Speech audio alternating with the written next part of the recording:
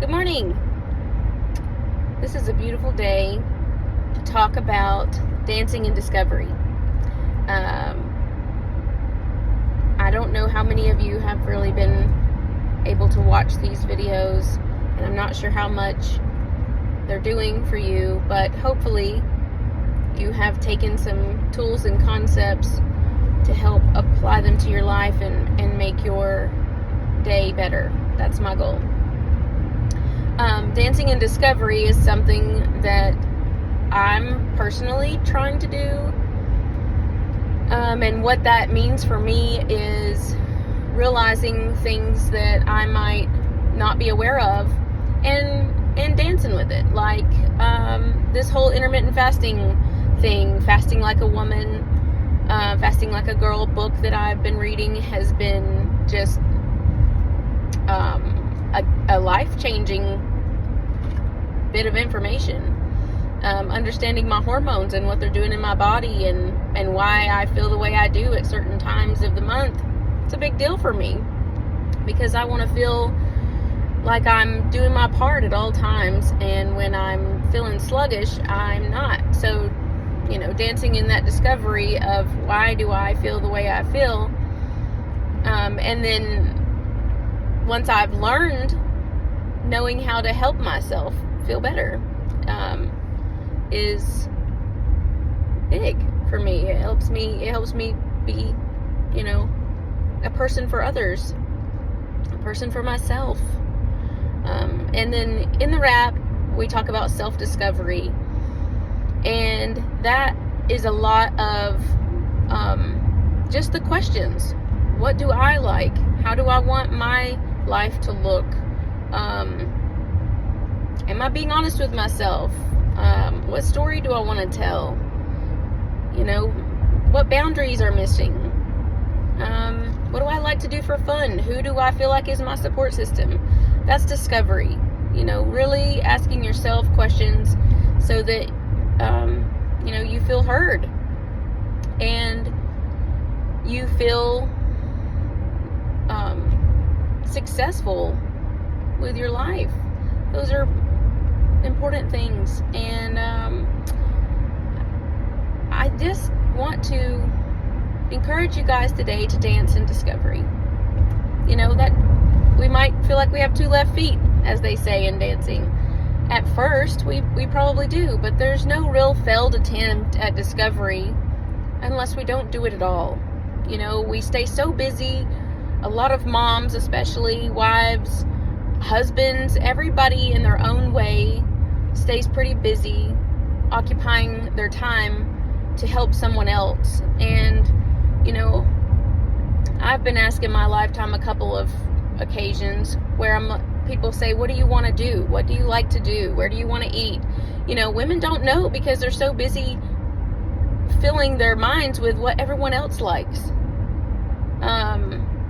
Men joke about that all the time, and there's some women that I know, and I applaud them greatly, that they know the things they like. I know that I like, grilled chicken and vegetables, so if I can find that on a meal menu, then I'm going to pick that. It really doesn't matter which place I get it from, in my opinion. But there's, I know some things that I don't like better than I know what I do like, and maybe that's a question that you want to ask yourself. What is it that I don't like about this? That's part of self-discovery, and if there's a dissatisfaction, people usually know it before they know a satisfaction. So use that as a tool in your toolbox today. What is it about this scenario that I don't like? And then create boundaries to form what you do like, what needs to happen in your life. Maybe you have I have a friend, she's a lovely lady who loves to crochet, and she has been discovering new patterns in her crocheting. She knows she loves to crochet. And so she's been able to discover these new patterns that are fascinating for her to learn. And I love that. I love that she's willing to explore and try something different, change the habits. In the intermittent fasting, Dr. Mindy Pelz talks about, I'm a person who struggles with sugar. probably psychologically dependent on sugar at some points. Some people call that addiction, and it might be, I don't know. But one thing that she says is, if I was to explore and discover some new things to add to my microbiome, then my microbiome might not be so bored that all it can think of is just give me the same old sugar, just give me the same old meal. You know, a lot of times that's our gut being bored and saying, oh, you remember that really sweet thing you had, or, you know, that same routine thing that you did. It gets kind of used to that. And so if you can discover some new things that you like to introduce them to your gut, that keeps your gut busy, and you're less likely to have cravings for sugar. What? So I'm just really enjoying dancing and discovery, and I'm trying to be open to that. I want to tell you a little story about my children around their birthdays. So Joshua's birthday is going to be on the 30th of March, and Caroline's was December 30th. And I feel like God's been kind of working on me about this whole dancing and discovery thing for a while, because Caroline tells me out of the blue, she's turning 9. Mom, I think I want a keyboard. My kids are very prone to asking for toys. She loves makeup and all the new things. So it was really kind of a surprise to me to hear her say, I think I want a keyboard. So knowing my budget on things like that, I always look at the online yard sale stuff first. I'm one of those thrifty people that likes to get hand-me-down things for purposes like this. We don't know how long she'll want to play with it. Why would I spend all the money on a brand new one? So I found that for her. And then she has really gone to it several times. It has a learning mode on it, and she's kind of just exploring and discovering and, dancing in discovery. So then Joshua's birthday is, like I said, the 30th, and my child comes to me, and he's going to be 8, says, Mom, I think I want a typewriter for my birthday. Okay, kid, let me see what I can find. I'm looking everywhere, don't really find one. Brand new, they're like $200-$300, and I'm like, that's not happening for an 8-year-old. In my mind, that it just seems absurd at first. And then he, a couple of days ago, maybe a week ago, says to me, I'm so excited, I'm gonna get a typewriter for my birthday. And I was like, son, please don't ask for a typewriter. They're expensive, and I don't know that I can find one, and I don't want your hopes to be up when you go to open presents and you're not finding a typewriter. You know, give me some time. I don't know where to even really find one. So I really was actually pretty agitated, because then he goes into this, well, God wants me to have a typewriter. And I'm like, how do we know that God wants you to have a typewriter? Well, he's like, well, it's important to me, and I want to have a typewriter. And I'm over here just rolling my eyes, because I'm like, this is so obnoxious. And that night I'm going to bed, go to the marketplace, scrolling around, go to the online yard sales, because that's on my mind that he says God wants me to have a typewriter.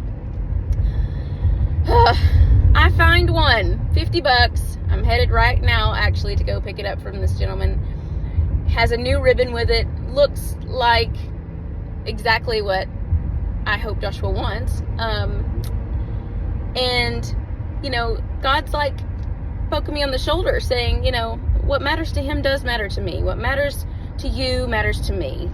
And, something what I feel like is just so way out in left field for an 8-year-old's birthday, maybe God's going to do something that I'm not aware of yet. And either way, I need to be willing to dance in discovery. Joshua's going to learn. He might totally lose interest whenever he realizes this is a completely non-digital, electronic-based thought process. I don't know, but maybe it is exactly what he is looking forward to, and God pulled through before Mom ever did. So I just say this all to hopefully be an encouragement to dance in discovery today. And I'm just gonna let this be the video. I'm trying to make some more, guys. I'm struggling with this topic wise and time wise. Please like, share, subscribe, comment. If you have questions, if you're just curious about something that's going on in your life, private message me, please. I would love that, and I would love to help address any elephant in the room. I feel like that's something I'm really trying to do lately, because what feels big in our heads is usually not as big when it's in the open. And if we can overcome things, that's a really great feeling. Hope you'll have a wonderful day.